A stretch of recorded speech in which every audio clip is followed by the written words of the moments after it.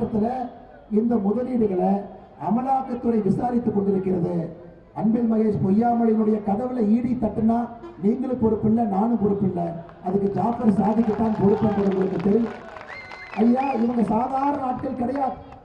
எல்லா இடத்துல கூட டீல போட்டு வச்சிருக்கிறாங்க. நான் 2 ஆண்டுகளுக்கு முன்பு சொன்னேன், நோபல் ஸ்டீல் ஒரு நிறுவனம், அதுல அன்பில் மகேஷ் பொய்யாமொழி ஒரு பங்குதாரராக அந்த நிறுவனத்தில் இருக்கிறார். அந்த நிறுவனத்திலிருந்து 1000 கோடி ரூபாய் துபாயிலிருந்து அந்த நிறுவனத்துக்கு பணம் வருது. நான் கேட்டேன், 1000 கோடி எப்படி வருது? அவங்க சொன்னா எங்களுக்கு சொந்தம் இல்லை, அண்ணனுக்கு சொந்தம் இல்லை. எனக்கு ஒரு வக்கீல் நோட்டீஸ் அனுப்பிச்சாங்க அந்த கம்பெனில இருந்து.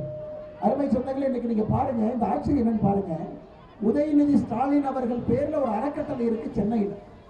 அந்த அறக்கட்டளையுடைய அட்ரஸ் 53/22 சரவணா தெரு, கேஜி நடராஜா பேலஸ், டி நகர், சென்னை 17.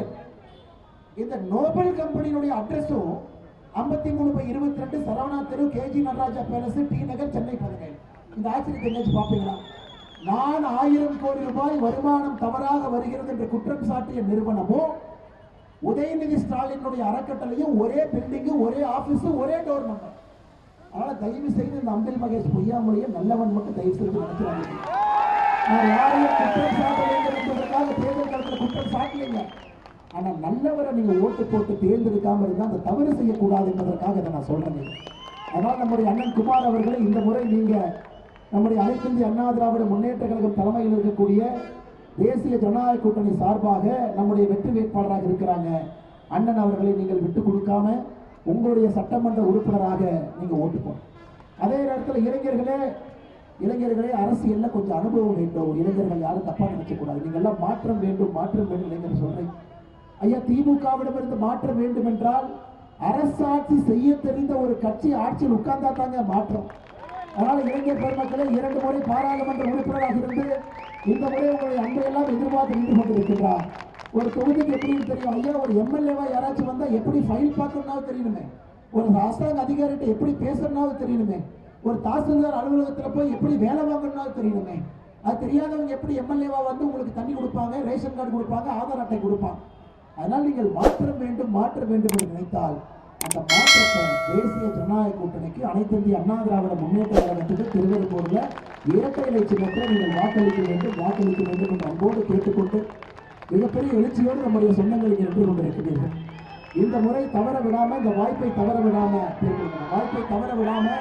நம்முடைய அண்ணன் குமார் அவர்களுக்கு நீங்கள் வாய்ப்பு கொடுத்து இரட்டை இலை சின்னத்தில் அவருக்கு நீங்கள் முழு ஆதரவும் தெரிவித்து திருவெரும்பூரில் அவரை வெற்றி பெற செய்ய வேண்டும் என்று பணிவன்போடு கேட்டுக்கொள்கின்றேன். நம்முடைய வெற்றி சின்னம் இரட்டை இலை என்பதை மறந்து விடாதீர்கள்.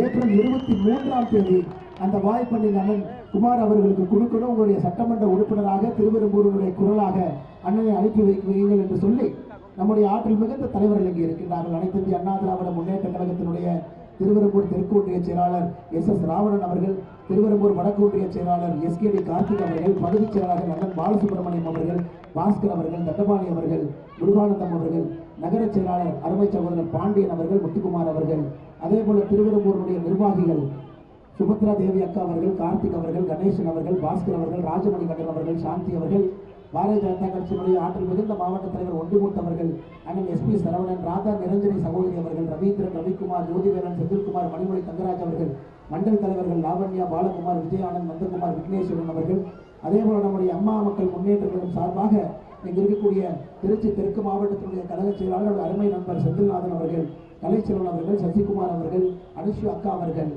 மூவேந்திர முன்னேற்ற கழகம் சார்பாக இருக்கக்கூடிய அண்ணன் சக்திவேல் அவர்கள், அதே போல இந்திய ஜனநாயக கட்சி அண்ணன் சசிகுமார் அவர்கள், தமிழ் மாநில காங்கிரஸ் அண்ணன் திருச்சி குணா அவர்கள், பாட்டாளி மக்கள் கட்சியுடைய தலைவர் திலீப்குமார் அவர்கள், எல்லா நம்முடைய ஒன்றிய பகுதி பேரூர் நகர கழக செயலாளர்கள் எல்லா கட்சியின் சார்பாக இங்கு வந்திருக்கக்கூடிய எல்லோருக்கும் மறுபடியும் நன்றி தெரிவித்து, அருமை சொந்தங்களை இன்னும் ஒரு இடத்துல போய் 10 மணிக்கு முன்னாடி பேசணும். திருச்சி மேற்கு அங்கேயே மக்கள் நின்று கொண்டிருக்கிறார்கள்.